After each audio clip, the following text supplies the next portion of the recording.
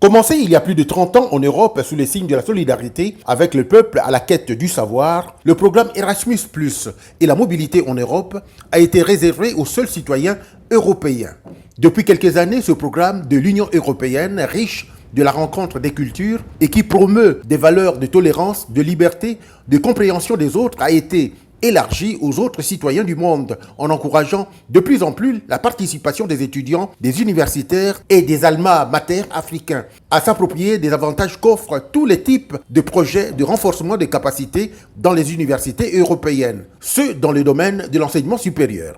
Entre-temps, l'Union européenne a investi 17 600 000 € supplémentaires pour permettre à plus de 6 500 étudiants et universitaires africains nouvellement sélectionnés de participer à Erasmus+ en 2019, mais aussi soutenir 35 000 étudiants et chercheurs africains d'ici 2020.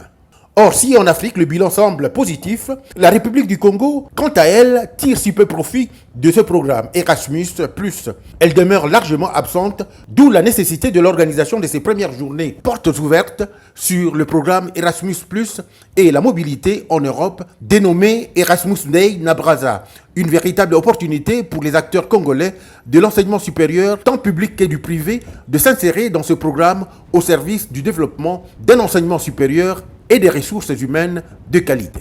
L'ouverture de ce programme aux pays non européens comme le nôtre a été une avancée significative pour le renforcement des compétences des étudiants, l'accroissement de leur employabilité et le renforcement des capacités du personnel administratif.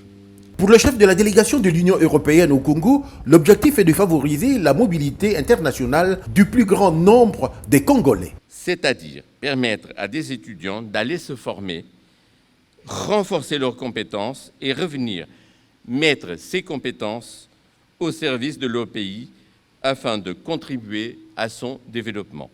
Erasmus+ et la mobilité en Europe s'y vont au service de la coopération, de la diplomatie éducative et du brassage des peuples en ce qu'il favorise la mobilité des cultures et des alliances de la connaissance universelle. La République du Congo y souscrit. Je suis très heureux du partenariat entre Erasmus et l'Université Marien Ngouabi. Monsieur l'ambassadeur, je suis prêt à ce qu'on signe un partenariat entre Erasmus et le ministère de l'Enseignement supérieur. L'on espère qu'avec l'organisation d'Erasmus Days na Brazza, la tendance va s'inverser. Ils seront de plus en plus nombreux des établissements et ces étudiants et universitaires qui répondront nombreux aux appels, aux propositions des bourses.